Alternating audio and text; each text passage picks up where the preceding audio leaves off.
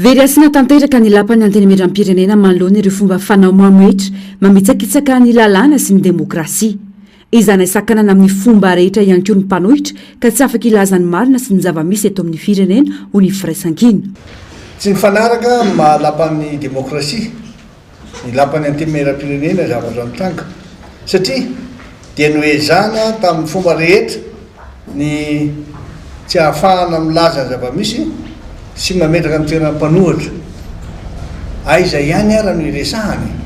Vory teverany hoe tsy azo atao mampivorivory olona.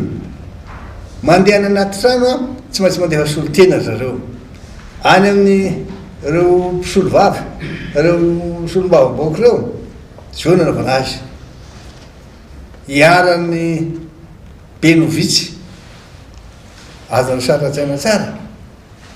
Fa raha tia mpampifirenena anankiray hampanjakany demokrasia ary indrindra tany dalàna sy manara-dalàna dia misy toerana anankiray tsy azo anoerana mihitsy firenena rehetra eto ambonin'ny tany dia manana zany toerana zany dia ny lapan'ny demokrasia, lapan'ny antenimieram-pirenena. Very asiny ny antenimieram-pirenena hoe aminareo nyreo tsy fanarahan-dalàna maro satria izy ny tokony ame ohatra ho an'ny vahoaka amin'ny fahefana mpanao lalàna azy. Mitohy hatrany nefa ny arak'izany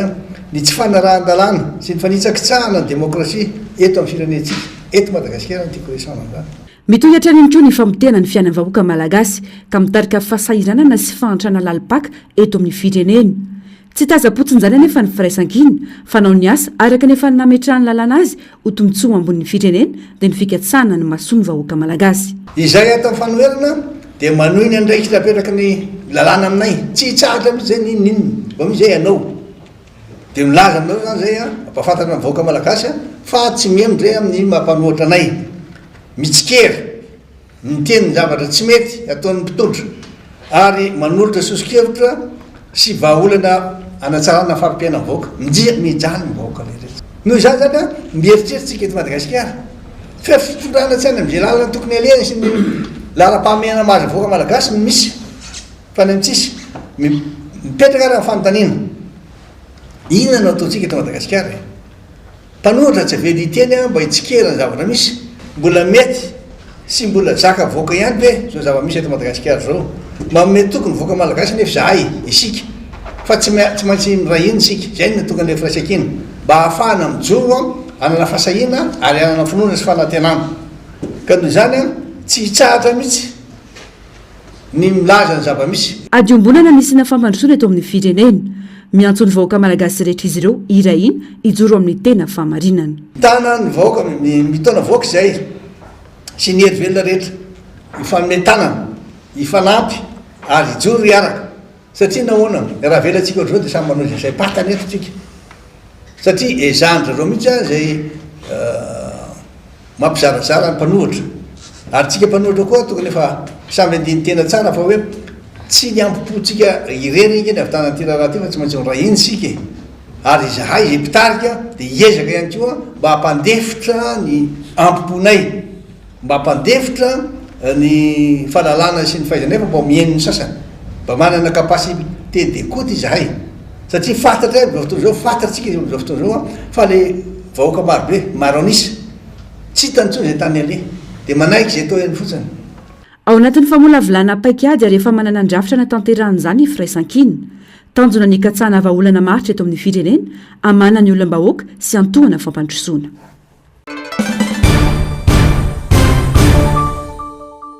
Nampiakapeo manoloana ny tsy fahombiazana sy ny tsy fahalavrariany fivoriana ra-potoana voalohany nataon'ireo solombavam-bahoaka ireo solombavam-bahoaka firaisankina raha nanao fanambarana miaraka androany. Nahitsy izy ireo nilaza fa tao anaty fantsikan-dalàna tanteraka no atrehan'izany na mialoha na nandritra ny fivoriana. Natao tery vaimanta ny fandaniana lalàna ka tsy nafana namoaka ny tena feon'ny vahoaka. Mialohan'ny fivoriana dia nosakanana avokoa ny famorim-bahoaka izay saika anaovanay solombavam-bahoaka tatitra sy enona ny hevitra sy ny etaetan'ny vahoaka hoentina hiatsika ny fivoriana. Nandritra ny fivoriana indray dia notapahana sy nolaniana ankamehana sy tamin'ny fomba feno amboletra tsy nisy tena fifanakaloza-kevitra sy fandiniana lalina ny akamaroan'ireo lalàna sy fifanarana findramam-bola izay ankina ny fiainam-pirenena sy ny vahoaka. Maro tsy fanaran-dalàna voalazany lalam-pandorenana sy fandikana ireo lalàna velona sy ny fitsipoka anatiny antemeram-pirenena nitsanga nandritra ny fivoriana iny. Nailika tanteraka ny solombavam-bahoaka avy amin'ny fanoherana no hitsakitsana ny zofeno nomeny lalàna azy ireo. Tsy voahaja ny andininy fa 20 ao amin'ny lalam-pandorenana izay manome zo ny fanoherana hanana 3 andro isam-bolana hanolorany lahadinika eo anivony antemeram-pirenena. Nanolotra lahadinika hanovana fanadinana lalina na interpellation anireo ministra tompon'andraikitra amin'ireo sehatra tena mampijaly ny vahoaka ankehitriny izahay, kanefa dia nolaviny birao maharitra tamin'ny tsangatanana izany. Tsy voahaja koa ny voalazany lalam-pandorenana fa mivory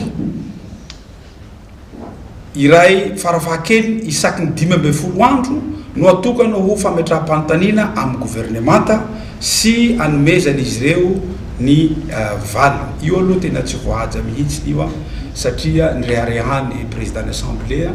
iny fisionana 2 andro iny fa raha ny tena lalàna farafahakely izy ny lalàna dia tokony miona amin'ny gouvernemanta izahay. Noferina farafahakely indrindra tsy mifanaraka amin'izay voalaza ny fitsipoka anatiny ny fotoana fandraisana solombavam-bahoaka fitenenana ka tsy ahafahan'ny tena mitondra ny feon'ny vahoaka sy manao tsikera ary manolotra sosikevitra. Ambon'izany rehetra izany ny baiko ny mpanatanteraka ny narahina tsy voahaja ny fisarahm-pahefana dia ny mpanao lalàna sy ny mpanatanteraka fa ny kolotsaina sy ny didijadony maro anista no ambony indrindra ho ny fanamafisany. Satria dia izay baiko ny tiany fahefan'ny mpanatanteraka atao no tanterana sy no laniana teny amin'ny antemeram-pirenena. Tsy araka tokony ho izy ny fanaraha-maso na contrôle ny fanombanana na évaluation ny asan'ny mpanatanteraka izay tena asan'ny solombavam-bahoaka. Niezaka izahay ny teny nitsikera sy nanolotra vahaolana ary nanohitra ireo tsirariny sy fandikan-dalàna nitsanga nandritra ny fivoriana antemeram-pirenena iny saingy tsy nisy ny heno fa nanjaka tanteraka ny didijadony maro anisa na dictature de la majorité. Ny fanaovana amboletsa sy ny tsy fandiniana lalina ary tsy fihainona ny hevitsy ny fanoherana sy ny fanarahana anjambana ny baiko ny gouvernemanta toy ny izao anefa dia nitondra ny tsy fahombiazana azo tsapahitanana amin'ny fitantanana ny firenena. Entitra ireo solombavam-bahoaka avy amin'ny fanoherana ny laza fa tsy tompona andraikitra feno amin'ireo lalàna lany teny anivony antemeram-pirenena izy ireo izay tsy tondra voka-tsoa amin'ny fiainan'ny vahoaka malagasy. Hatrany ambolohany no efa nanipika sy nitondra fanitsiana ireo solombavam-bahoaka avy amin'ny fanoherana makasika ny teti-bolana ny LFI 2022 saingony laniana sy natao amboletra ihany zany. Manamarina izany ny ainantsika amin'izao fotoana izao izay amin'ny fampiarana ny loi de finance 2025 izay efa nambaranay tamin'izany fa hampahantra ny malagasy kanefa dia natao amboletra nolaniana io loi de finance 2025 io. Nanolotra tsikera izahay tamin'izany ary nanolotra sosikevitra ho fanitsiana sy fanatsarana io lalàna mifehy ny teti-bola 2025 io fa saingy tsy nisy ny haino fa dia naraina ny baiko ny gouvernemanta fa tsy maintsy laniana tsy misy fanitsiana io teti-bola io. Tsy diso izahay nanohitra iny teti-bola 2025 iny satria dia manamarina ny zavatra ambaranay tamin'izany zava-misy sy ny fahantrana iainantsika amin'izao fotoana izao. Noho izany dia ambaranay fa tsy hamaly ny tena hetaheta ny vahoaka ary tsy hitondra fampandrosoana ho an'ny firenena ny akamaroan'ireo fanapahan-kevitra izay nolaniana tao tsy tompona ndraikitra amin'izany mety ho fiatsaikanyireo fanapahan-kevitra ireo izay natao amboletra sy tsy voadinika tsara amin'ny vahoaka izahay misaotra antsika rehetra lalàna 7 nodiniana teny anivony antenemeram-pirenena 2 tamin'ireo tsy nikitiana nirona sy pantsina isana namarika ty fotoana ity ihany koa ny tsy fahatongavan'ireo député niatrika izany voafaritry ny lalàna ny 80 andro nafahan'ireo solombavam-bahoaka niatrika ny fivirina izay nanomboka ny 4 Mey lasa teo ny faran'androany 4 Jolay tsy nisy afa-tsy solombavam-bahoaka 80 amin'ireo 330 no nanatrika ny lanonam-pamarana n'io maraina io natria ny minisitra 4 sy ny olona 5.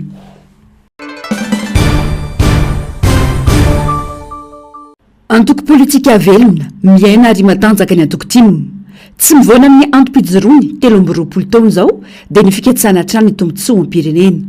mazava ny efatry ny filoha nasionaly raha valy manana marika androany tamin'ireo mpikatroka rehetra nandritra ny fanokafana tamin'ny fomba ofisialy ny fankalazana ny 20 taona nijoroany antoko tsy ampy fotsiny no mivory no miresaka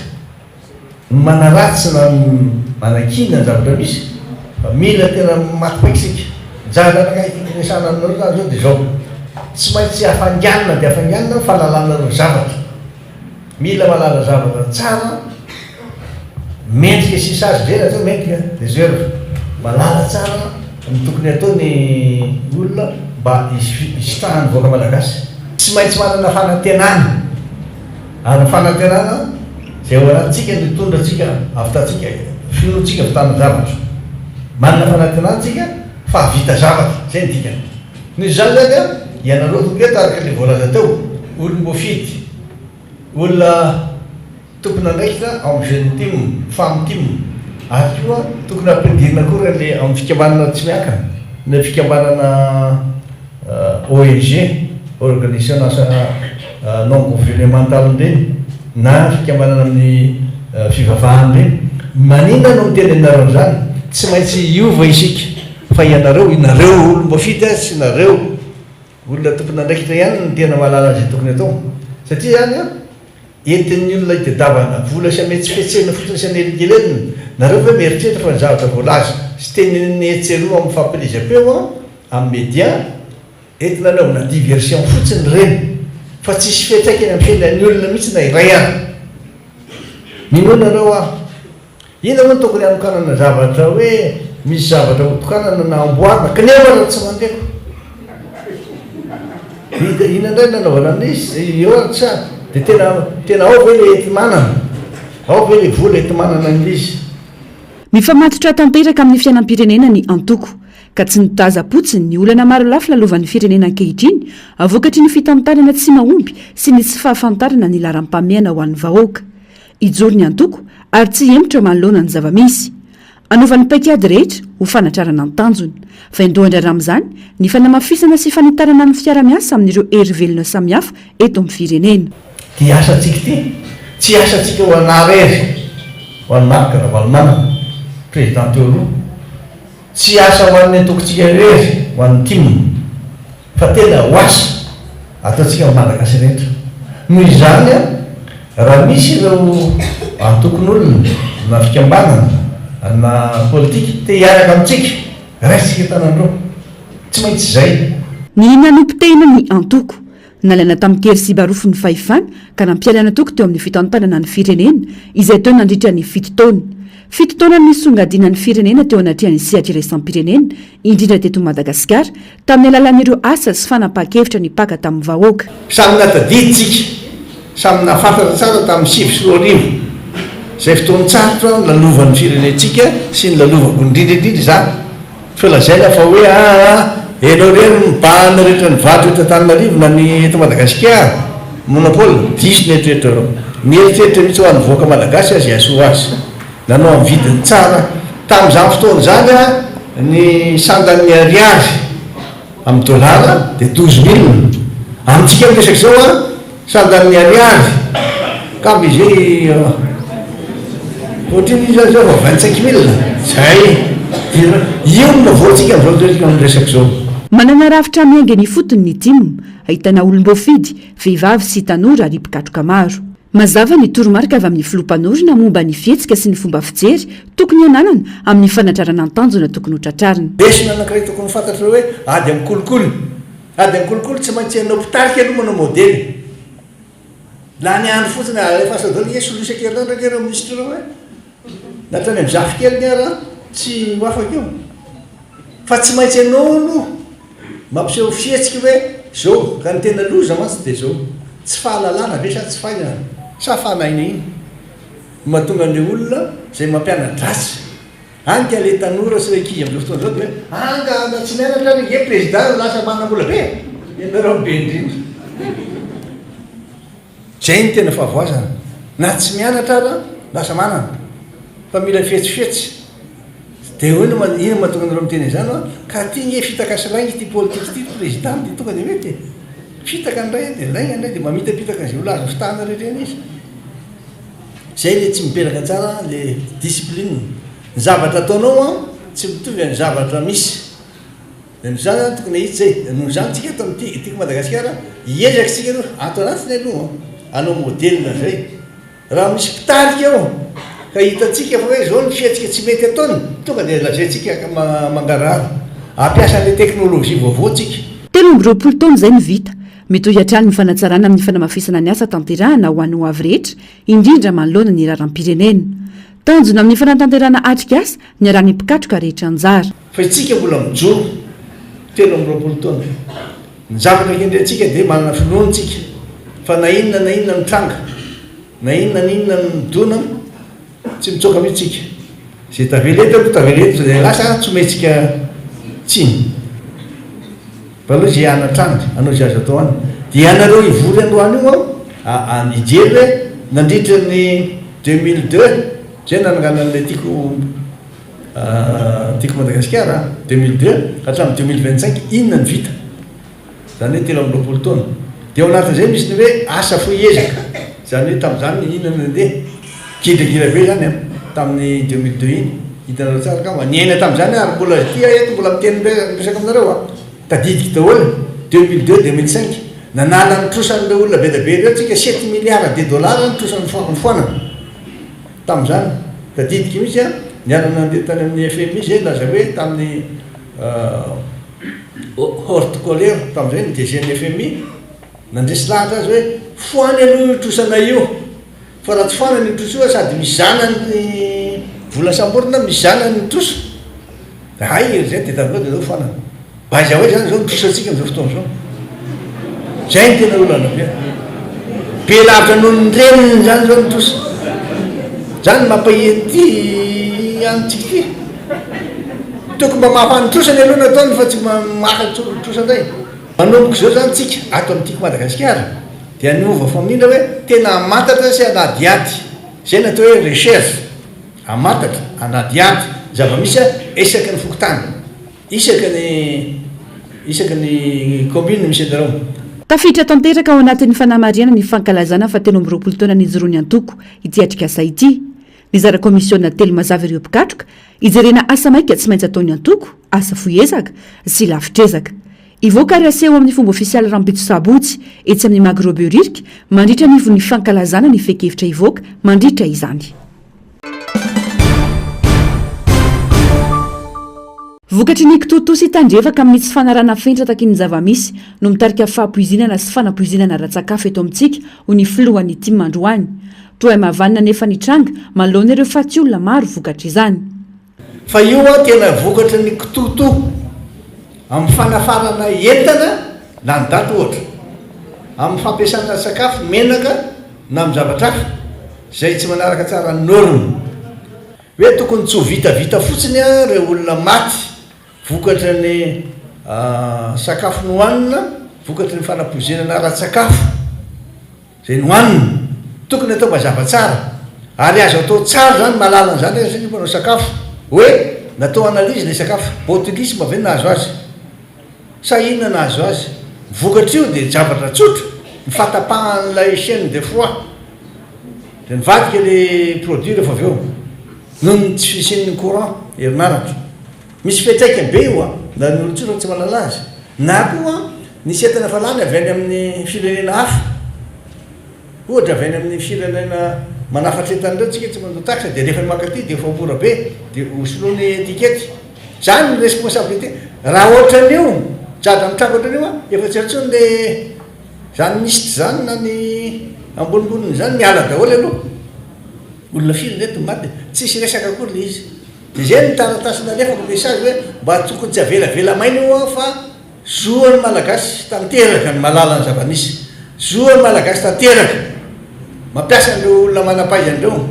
dia ay any valiny tsisy efa manao fitiliana sehatra efatra no voakasika mivantana na ankolaka amin'ny ity raharaha namoizana ain'olona maro ity ho ny mpisolo vavy irena ny eo hevitra ny dirama ny sehatry ny fahasalamana ny fitsarana sy ny mpanao famitorana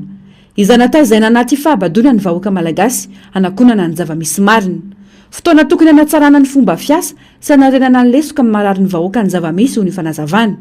takinaraka izany ny mangarahara sy ny voan'ny tena famarinana tao anatin' ireny-tranga ireny manao ezaka ve jirama mijery sondrano mba tsisy indélestage dia tsisy sakafo simba madio ve ny rano madio ve ny sakafo madio ve ny fanasana vilia madio ve ny fiainan'ny malagasy mba ho salama fatelo mandeha amin'ny loniny ve ny fanadiadiana mivoaka ve ny vaovao mangarahara momba le fanadiadiana satria ain'olona reny marary olona fatelo handeha amin'ny loniny ve ny raha-raha-pitsarana momba andreny izy ny tompona andraikitra jirama ve ny tompona andraikitra olona nanapozina anao fanamiana ve sehatra efatra fotsiny reo fitsapoana vahoaka fahasalamam-bahoaka hopitaly mandeha amin'ny loniny ve fandraisana tanina andreo mararina dia tamin'ny loniny hoe fitsapoana ny vahoaka areo mpanao gazety tokony mitaky manaraka n'le raharaha hatramin'ny farany inona ny tiako tenana hoe fanabadona tezana anaty fahabadona fa amena rano mifritidritika jedo hoentina ny bus tsy tena elektrika adinodino reny ny avan'olona ny maty vahoaka mijaly raha tena manao ny asa ny resehatra rehetrarehetra reo a dia opportunité io atsaraina famatsiana jiro sy rano tsaraina fahasalamam-bahoaka hopitaly mpanjakana atsaraina ny fangaraharaha ny famitorana famezana vaovao marina vahoaka mba tsy ronrosaina sy sahotaka fatena raha raha fitsarana mba didy tena quiran justice amin'le olona manamanjo mba ary indrindraindrindra reo sehatra efatra reo mba tsy isoroana tsy hiverenan'ireny zavatra rehetritsony zay le hoe manao ny zavatra amin'ny tokony ho izy ve eto Madagasikara sa mamono afo fotsiny mba nirempirebenan'le vahoaka dia adinodiny dia miandro bezy hafa indray sanatria izy olona hafa matindray miparitaka eto Madagasikara ny sakafo misy fanapoizenana tato anatin'ny andro maromaro zao efa mihoatran'ny folo ireo maty tao ambositra no ity tranga ity tafakatra fito amby roapolo ihany koa ireo namony ainy vokatry ny tranga fanapoizenana teny Ambohimalaza tapabolana tao aorian'ny tranga iny ka nandefasana ireo singa tany ivelany tsy mbola nandrina isam-baovao ny makasika izany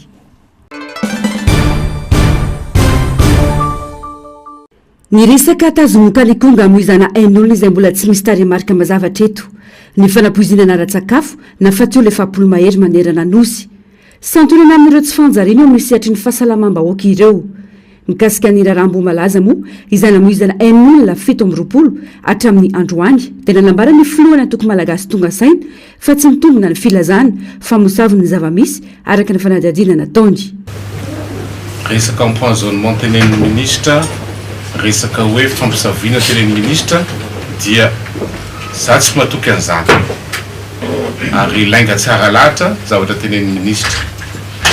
fa ny zavatra hitanay ary tsapanay ary norecopenay dia problème avy amin'ny jirama le izy jirama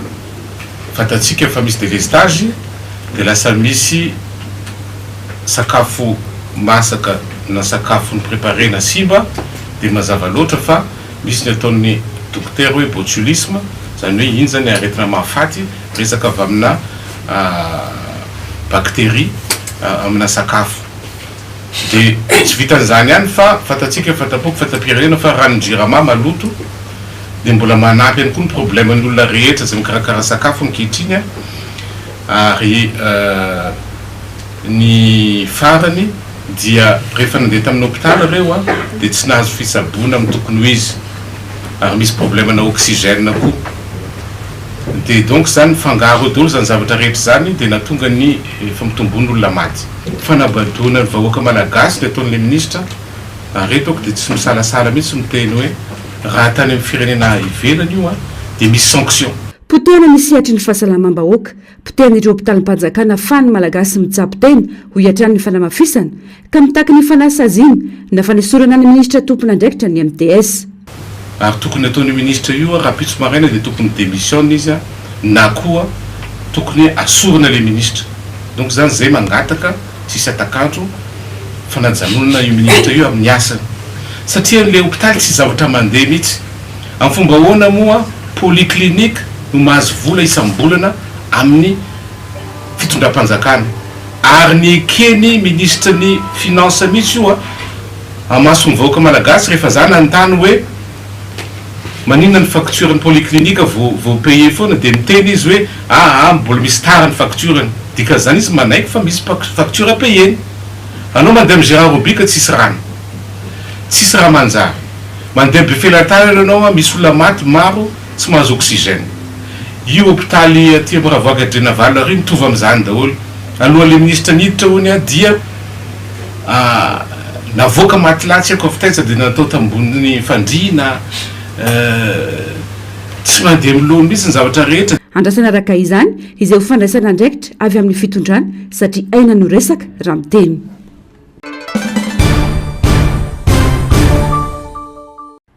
Mena ny tondry rehetra tsy misy mandeha amin'ny laony ny fiainam-bahoaka ankehitriny fa napaka-hevitra mamono vahoaka ny misy ny mpanao politika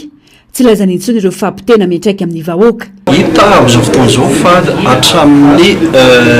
taona 2010 dia latsaky ny midina any amin'ny 590 ny fahavidin'ny malagasy. Izany mahatonga antsika tsy mitsahatra mikaikaika tsy mahavita ntsony mamarana ny volana ny vahoaka malagasy na dia miasa ary satria ny karama dia tsy mifanentana intsony amin'ny vidim-piainana. Eo ankilan'izany raha iresaka kely mikasika ny jirama itsika dia maro ny firenena izay tsy manaiky mihitsy ny amelana izany resaka jirama na ny mikarakara ny herinaratra sy ny rano ny firenena ray omena ny olona ny orinasa tsy miankina. Aminay eo misafidy Madagasikara zany dia tokony hotazominy ny fanjakana malagasy hatrany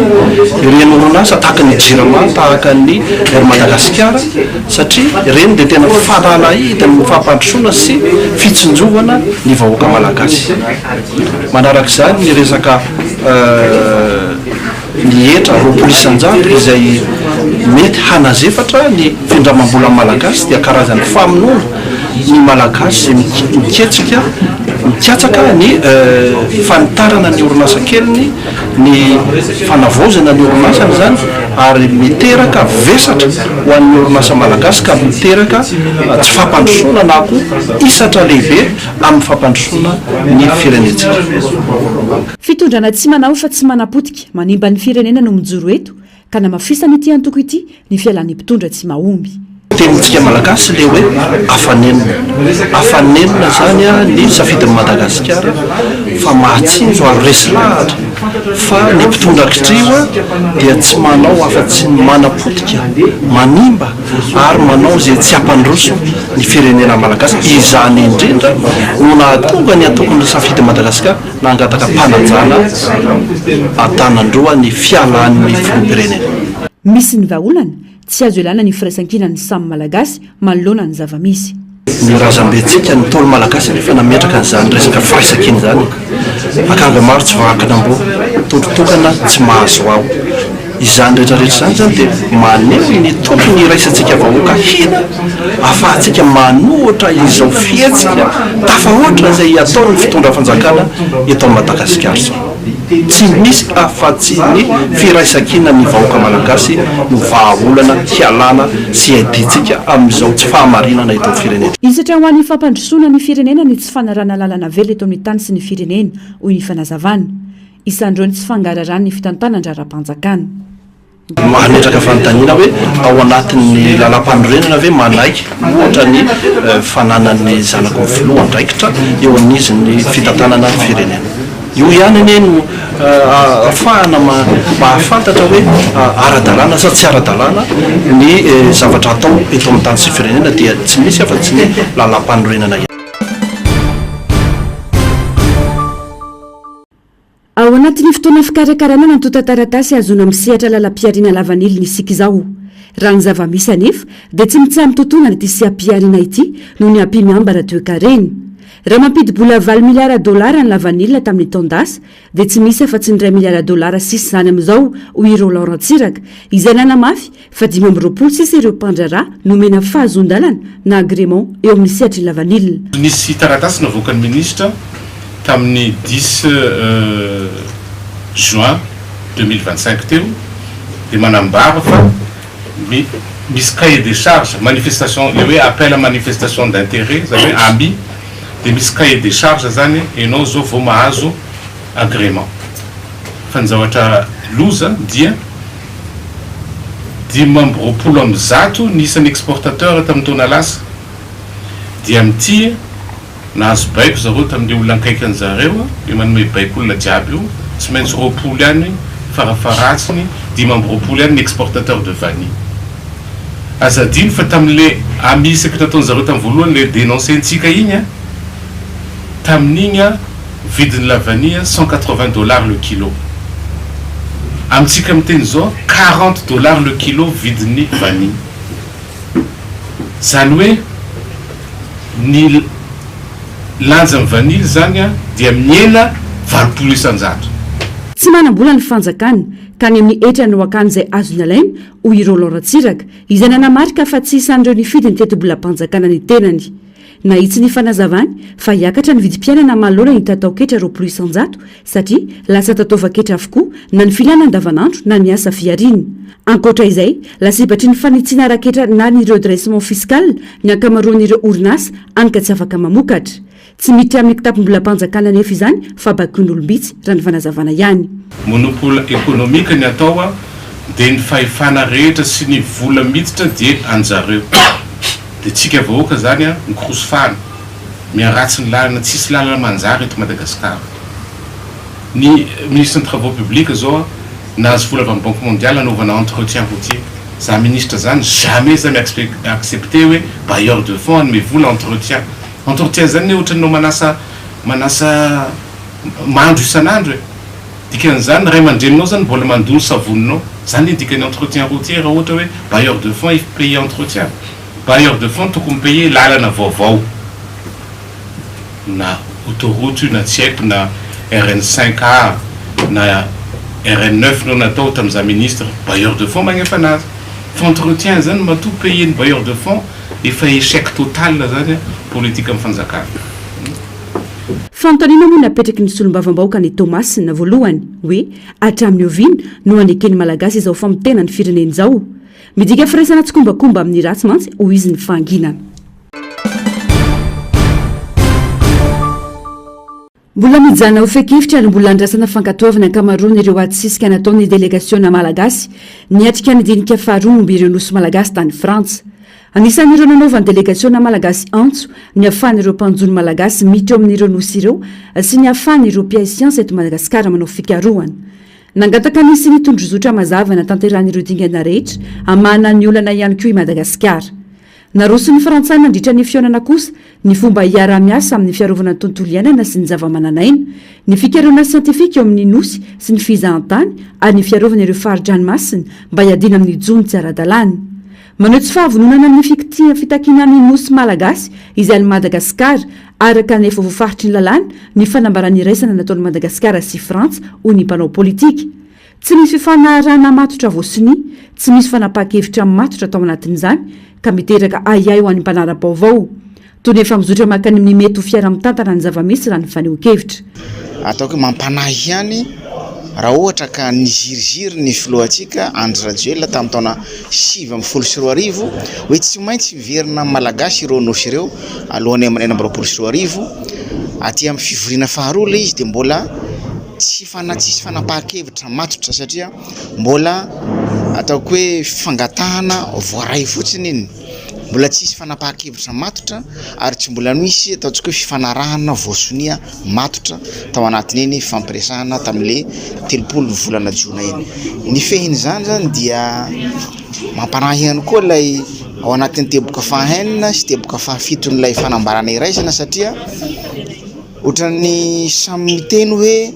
saropiaro zay am'le fiandranenay am'le ronosy ireo na ny frantsay zay na ny malagasy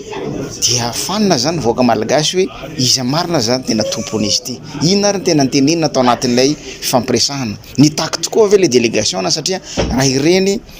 fanambarana reny de tsy tena hita tsotra tsara lay fitakina le fiverenana lay nosy fa fanambarana fotsiny hoe mbola mipetraka le fiandrianam-pirena malagasy nefa zavatra hoe fatatsika tsara fa mbola en litige mbola anatin'ny ady ny fiadivana an'izany tany zany ka hoy zao hoe tokony mipetraka lay fitiavan-tanindrazana am'ireo délégation nareo any amin'ny famerenan'ireo nosy malagasy no toky ompana ny adihevitra mbola hita taratra amin'ny mpitondra fanjakana sy ireo délégationna ihany koa ny tarazon'ny fanjanahana hoy ny fanamafisana le tatitra nataon'zareo mbola iandrya ny fanekeny reo frantsay hoe mahazo anjony ve sika hoe fanapahan-kevitra mandeha ila ny frantsay ihany no manapaka mampomenge zany de tsy mba menatra very zareo milaza an'izany zavatra ao anaty tranonao de mangataka za ve mba afaka maka an'le entana sy mampiasa an'le entana ao anaty tranoko hitanareo am'izay zay le tsy fanao zany enao no tompony fa tsy ny frantsay dikan'izay fandaminana ahoana raha oviny io no averinareo aminay ahoana ny fomba hamereninareo azy aminay zay ny tokony angany adihevitsika tsy mangataka itsony hoe atsika ve onoso sa tsy atsika fa hoe ahoana ny fomba hamerenanareo anio aminay zay nge ny tokony angany discussion fa tsika ohatrany hoe mbola mangataka ny ray mandeha itsika ny tompony de itsika ny tokony mametraka ny fipetratsika fa satria zao oka ny fiandrianam-pirenena dia tsy refesina moe fatanjahana ratafika na ny fatanjahana raha toe-karena fa ny fiandrianam-pirenena dia voafetra ny lalàna iraisam-pirenena miainga avy eo amin'ny Nations Unies ka ny Nations Unies efa nametraka hoe atsika le nosy fa manino tsika ny mbola mangataka ndray satria tsika tsy matanjaka ratafika satria tsika tsy matanjaka raha toe-karena de manana an'izay mialatsiny fa mety tsy ho tiany sasany ty mbola ao ihany le complexe de coloniser zay mahazo an'ireo mpitondra sy ireo délégationnareo ivoaka tamin'ny fanginany ihany koa ny CCS sampanantananarivo mitaky ny amerenana amin'ny manontolo ireo nosy malagasy no botoin'ny fitondrana frantsay nandritra ny telopolo am'zato taona miantso ny malagasy izy ireo ampandefitra ny ampipo manokana ny fitiava-kely ny fitanilana sy ny fifandraritana ny fizarazarana sy ny fitokotokona arak-hevitra sy ara-piriana ka anamafy ny firaisan-kina ka hitandro toy ny anak'Andriamaso ny fiandrianam-pirenena ary tokana ny uerahana miatrika dia ny fiverenana ny fizakana manana ny tanindrazantsika ka anisan'izany ireo nosy malagasy izay atsika ary efa nomafisy ny fanapahanana voaka ny firenena mikambana misy ny dingana tsy maintsy atao ny CCS sampanantananarivo ka isan'ireo ny fanamafisana ny fampafantarana an'ireo nosy malagasy amin'ny vahoaka malagasy amin'ny alalan'ny famokarana fandarana indroa isan-kerinandro farafakeliny amin'ireo haino manjery samihafa ny famohan'ny fanjakana didy amandalana mikasika ny fizakany malagasy manana ireo nosy ireo ary ny fiantsona fifanohanany diplomatika amin'ireo firenena sy vondrona mpiara-miombinantoka toy ny firenena mikambana sy ireo rantsa mangaikany ny voamieran'ny ranomasimbe-indianina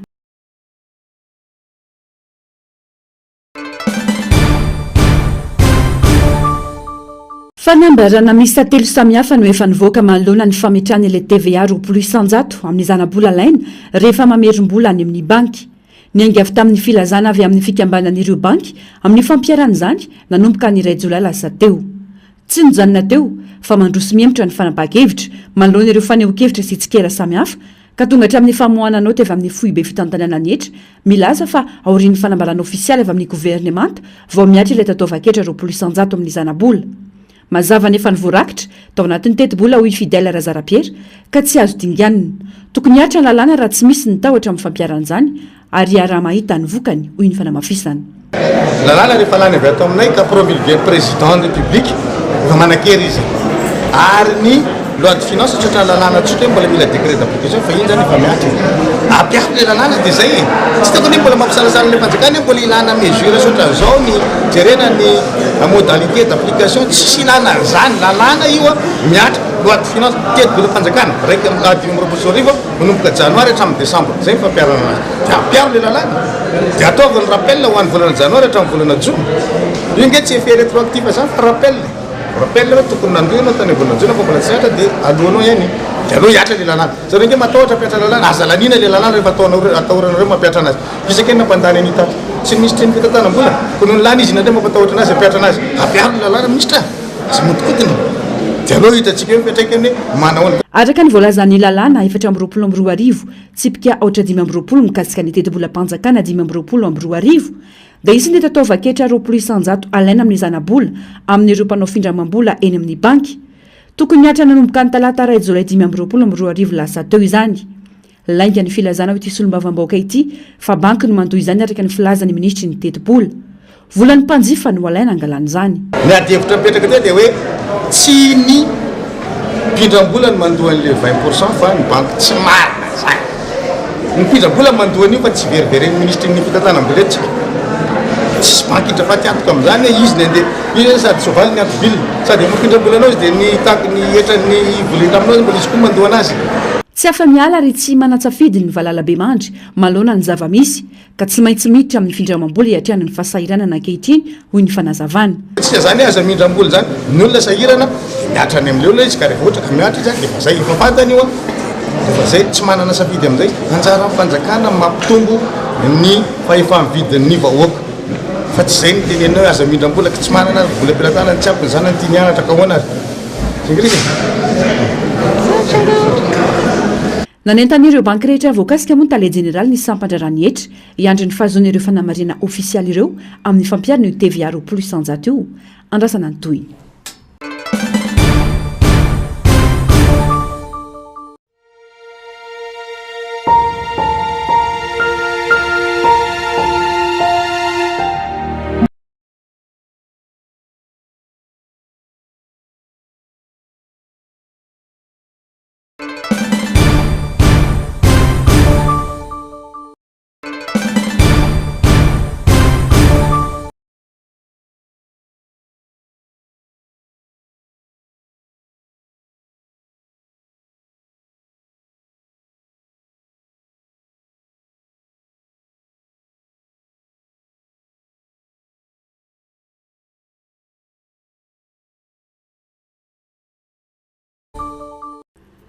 dimy amin'ny 70 miliara ariary isam-bolana ny vola-banga amin'ny orinasa Rirama raha ny tatitra nataon'ireo mpiasa mivondrona ao anatin'ny Dabambe androany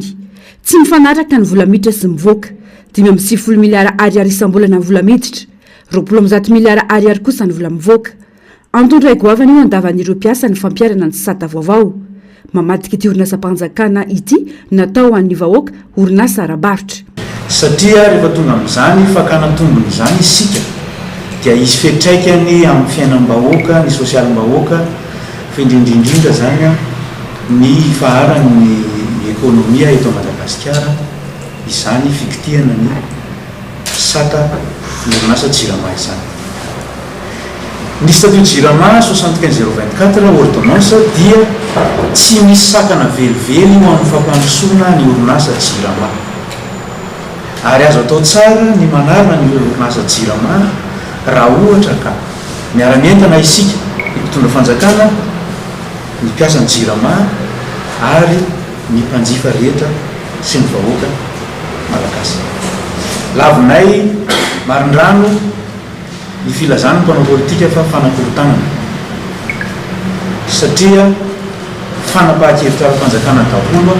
ny aina ny orinasa Jirama nomena privé daholo ny famokarana raha tokony ataon'ny orinasa Jirama ankehitriny zany lasa mpivarotra ilay orinasa-panjakana zany hoe ny fanjakana mihitsy no tsy mitazona ny famokarana intsony fa any ampelantanany ny hoe misy eo amin'ny 75 miliara d'ariary eo zany no banga isam-bola ao anatin'izay 170 miliara d'ariary zay manodidina amin'izay ano any amin'ny 120 miliara d'ariary any ny vidin'ny carburant sy ny vidin'ny herinaratra ny karamampiasa manodidina ny 8 miliara d'ariary kely de kely zany ary zay no hoe tsy tokony hovariana zany isika rehetra fa tsy misy vola zany eo amin'ny Jirama 75 miliara d'ariary tsy miditra ao amin'ny Jirama zany fa efa banga aloha zany dia tany aloha tany ny fitondrana rehetrarehetra nanao an'le subvention dia io subvention zany io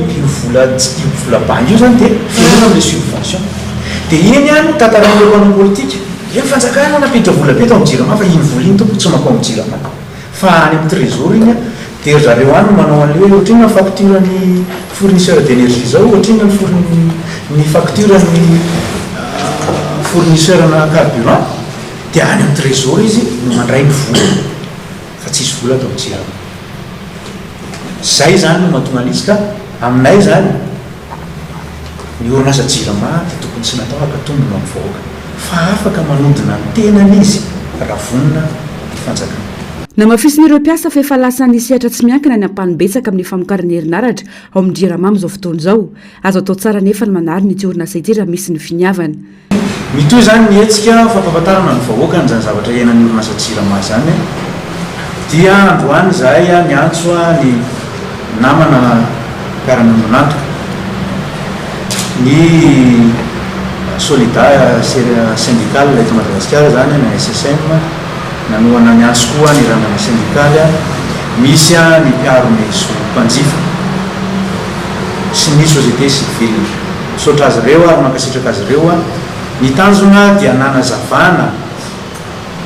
amin'ny rehetra amin'ny fomba rehetra ny azahoany ny vahoaka malagasy iray manontolo fa tandindondoza isika raha miroso amin'io saka vaovaoany ny JIRAMA mpivarotra isika fa tsy hijanona amin'ny fikarakarana ny vahoaka malagasy tsy akatombony dia mbola manao antso avy zay amin'ny filoham-pirenena mbola misy ny fotoana ahafahana mifampiresaka sy mifandinika tokony ho azonao le matovolona ny antony izao etsika izao ny rafeo tamin'ireo mpiasan'ny JIRAMA amin'ny fitakiana ataony ireo sandika maro dia hevitra mitovy le izy ary mifameno satria zahay tsy manaiky ny orinasa JIRAMA teo privatisena zany na tonga amin'izao commercial laozao ary le JIRAMA tsy ekenay zany zay mampiara zao mpanjifany satria tsy ho takatra mpanjifa intsony ny vidinjiro tsy haikonatsy na kilowatt tsy maintsy tonga manona ny hevitra ary ny tena takianay amin'ny mampiaro zo mpanjifanay sy ny mampanjifa malagasy anay dia mba tsy hisy tsony délestage raha misy ny fantsina azo sata vaovao za takiny zareo tambabe syndicat JIRAMA zao tsy misy tsony délestage na jiro na rano fa ny kely kosa zay nitenin'ny raha mato ministra hoe omena fahafana am'izay rehefa miditra amin'ny société commerciale ampiasa amin'ny vola ny JIRAMA fa tsy dira mifanjakana malagasy zay ny takiny efa hatramin'izay ary zay no natao hatramin'izay fananinona tatoarina ny dira mpanao politika le société JIRAMA dia tonga amin'izao lalana hiditra anatin'ny commercial amin'ny JIRAMA zao zay hoe concurrence sy raha nataon'ny JIRAMA angamba na privatisena tsy hoatsy satria tsy namena zay fahafana zay fa ankehitriny efa hita mafana izy dia mondreo averina amin'izay dia rebebela zay vahoaka malagasy mpanjifa malagasy ka tsy ekeny zany ny tanjonay eto dia hoe avelao any orinasa mpanjakany sisa mbao amin'ny fanjakana alohan'ny malagasy ny orinasa JIRAMA fatatsika fa raha sehatra tsy miakatra zany tsika zany tsy mitady tombony zany zao ary tsika mikaikaika amin'ny vidinjiro sy rano vo maika fa hotantanina privé io aleo mijanona amin'ilay tean'ny JIRAMA efa nambarany mpiasan'ny JIRAMA teo ihany zay ny tena zava-dehibe asa mety ho rebirebeny olona any amin'ny adina koa fa rehefa JIRAMA no mamokatra an'io dia mazava loatra miverina mankany amin'ny fitsinjovana antsika vahoaka izy amin'izao zao fa amin'izao ny tsy JIRAMA no mamokatra fa lasa ohatra mivarotra ny varotra ny sinoa ny JIRAMA zao efa vokatra no amidy hoy izay hoe no tiantsika vahoaka ahoana moa no anekeny syndicat azany hoe anangana ny statut zany ianao tsisy fifampiatsona fa tonga dia efa hoe dia reko masaka ohatra ny volom-pijaza dia lasa fahatetin'alina zany mpiasa JIRAMA fahatetin'alina vahoaka malagasy amin'ny ankapobeny eto amin'ny tany onenany resy lahatra ny SSM fa manohana ny antso ary horihatra na mafy ny tambabe ny mpiasa ny JIRAMA manerana nosy tsy misy afa-tsy ny fitoerana mivantana amin'ny filoham-pirenena no ahafana mitady vahaolana ireo mpiasa saingy hatreto mbola tsy misy valiny mahakasika ny fangatana ireo mpiasa manoloana izany mamoetra ny zavanisy to amin'ny distrika ny Moramanga sy Ambatondrazaka nivoaka ny alohan'ny fotoana ny lazadina tamin'ny fanadina-panjakana BEPC taranja physique chimie tsy niova nitovy tsy nisy valaka tamin'ny lazadina nivoaka mialoha ny laza adiny nanadiny an'ireo mpiadina tao an-toerana. Misy mpianatra avy amina établissement anankiroa mody aingana be rehefa vita l'épreuve zany hoe fa manana an'le valiny dia mainka andeha traité ny épreuve ataony hariva indray zareo. Ny alarobia amin'izay teo a no nanomboka hita amin'izay ary le laza adina hoe ity ny laza adina fizika andera hariva. Ny zavatra natao tamin'izay fotoan'izay dia mifampiantso isa misombam-bahoaka satria misy sombam-bahoaka anankiroa Ambatondrazaka ary tena tsara toerana satria filoha vomiera ny fanabeazana fanabeazam-pirenena atonivo ny teny miaram-pirenena binôme tena azy hoe aleoantsika manay andraikitra isorana izy io moa izy io zany fa tsy haiko ivory nandray andraikitra avy hatrany izy niantso mpitandro filaminana niditra tany amin'ny efitrano fianarana mijery sy nanamarina an'ilay zavanisy voaporofo fa nisy ilay lazadina miparitaka. Raha ny tokony ho izy misy ny lazadina faharofiandry rehefa misy tranga tahaka izao saingy tsy nisy izany tao Ambatondrazaka raha nitatitra. Potika ny fanabeazana izay fototry ny fampandrosoana tokony hisy azy mafy manoloana izao raha ny fanamafisana tokony hisy ihany koa ny fitsiriana manoloana ny gabraraka misy. Rehefa ny tenenina tao anatin'ny fampandehanana fanadinana nefa tsy manana lazadina faharotsika grave zany fanadinana BEPC hoe dia lazadina anankiray dia raha misy zavatra mitranga zany dia tsy hisy solony dia nandeha foana moa zany l'épreuve fa hita hoe ty ny maraina moa zany ny filoha vomiera ny fanabeazana eo anivony anteny miaram-pirenena namonjy ny teo anivony commissariat ary nametraka hoe tsy manaiky ny tsy andefitra manoloana ny zavatra misy. Ia zany zavatra takiko any amin'ny ministera fanabeazam-pirenena dia zao voalohany fitadiavana aloha aveza mipoitra izy ary izy io tsy Ambatondrazaka rery fa Belavavary koa amin'ny distrika Moramanga koa misy tratra koa izy zany hoe sa distrika Moramanga zany distrika ny Ambatondrazaka. Zavatra henoko dia hoe manao descente le ratsamangaiky eo ny fanabeazam-pirenena dia le be ny tanàna indray ny evoka voany zareo ny fanadina-panjakana zany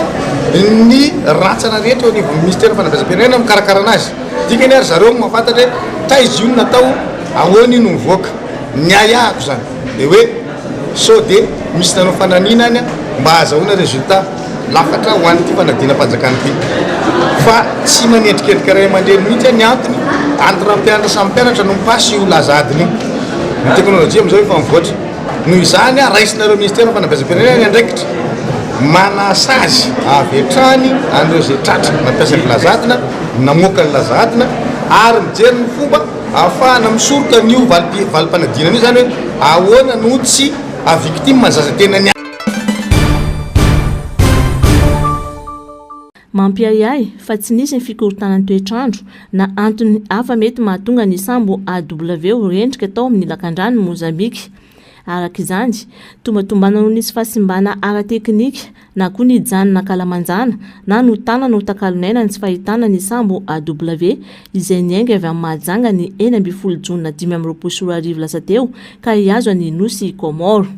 Ekory mampifandray ity fanjavonana ity amin'ny hetsika ataony Jolatsambro avy amin'ny vondrona islamista amin'ny Tapiadina El Sabab ao Somalia izay nanitatra lavitra amin'izao fotoana izao ny faritra Iasany hatrany amin'ny ranomasina manakaiky ny Madagasikara anisan'izany ny faritry ny lakan-drano ny Mozambika. Nanomboka tamin'ny fanafinana ataon'izy ireo tany amin'ny faritry Golfe d'Aden dia nihitatra ka tonga hatrany amin'ny nosy toan'ny Seychelles, Maldives sy ny faritry Tanzania ny fanafian'izy ireo. Mampiasa fitaovam-piadiana mahery vaika sy sambo aingam-pandeha izy ireo ary manao takalonaina ny tatsambo sy ny olona rehetra ao anaty sambo. Maro ireo sambo sy olona tratran'izany, anisan'izany ireo avy amin'ny firenena lehibe. Manoloana izany, ilaina ny fiarah-mienta ny firenena manodidina sy ny sehatra iraisam-pirenena amin'ny fikaroana sy fanavotana ireo sambo very. Raha tsy ahivana dia 30 ireo mpandeha tanatin'ny sambo AW ka malagasy ny 40 tamin'izy ireo.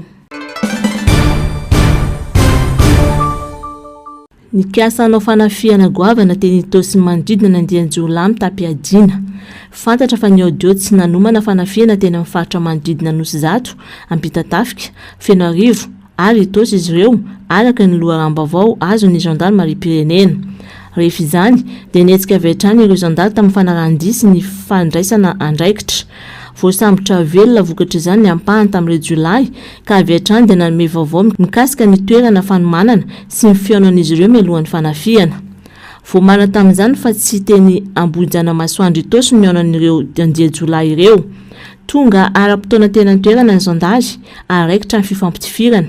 Lavo nandritra izany ny Jolay misa 2 araka ny fanamafisany tompona andraikitra. Nandritra ny fisavana dia tratra tany amin'ireo Jolay fitaovam-piadiana sy fitaovana entina manatanteraka ny asa ratsiny toy ny basipleta iray,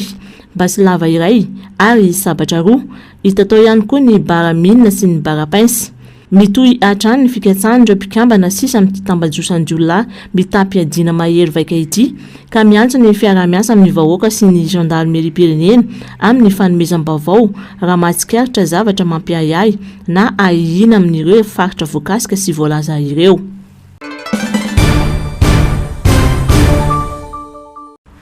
Maro amin'ireo tokantrano kely fidiram-bola mahatsiaro vomafy manoloana ny fiainan'ny fanampina ara-tsosialy ao Etazonia. Voadona mafy izy ireo noho ny fahatapahan'ireo programa fiarovana ara-tsosialy sy ireo tapakila fanampina ara-tsakafo. Manahy mafy ireo mponina fa toa manasazy sy manavakavaka ireo olona sahirana sembana ny volavolan-dalana vaovao. Raha ny fanamariana dia misy ireo olona manana fahasembanana tsy afaka miasa na miezaka mitady asa manao fangatahana etsy sy eroa saingy tsy mahita asa. Raha sendra mahazo asa indray izy ireo dia kanama tsy ampy hanoanany fiainany. Noho izany tsy hisalasalana intsony fa sarotra ny miaina amin'izao vanim-potoana izao satria tsy mitsaha mitombo ny vidin-javatra sy ireo filana andavanandro ka miditra anaty trosa tsy fidiny ny olona na amin'ny resaka fitsaboana na amin'ny fianarana. Sarotra ny mahita sakafo mahasalama ankehitriny noho ny fiakaran'ny vidin'entana eny amin'ny tsena sy fivarotana. Ho an'ireo mahantra sy ireo kely mikarama, ilaina ny fanampiana ara-bola avy amin'ny fanjakana mba ahafahany mividy sakafo sy miaro amin'ny fahasalamana hoy ny fanazavana. Raha tsy misy ireo fanampiana ara-tsakafo dia mety ampidi-doza ary mety antraika amin'ny ain'ireo marefo ara-pahasalamana izany raha ny fanazavana hatrany. Manahy olo asa taranaka voafatotra amin'ny trosa sy fahantrana ireo mponina sogazina ho marefo ao Etazonia.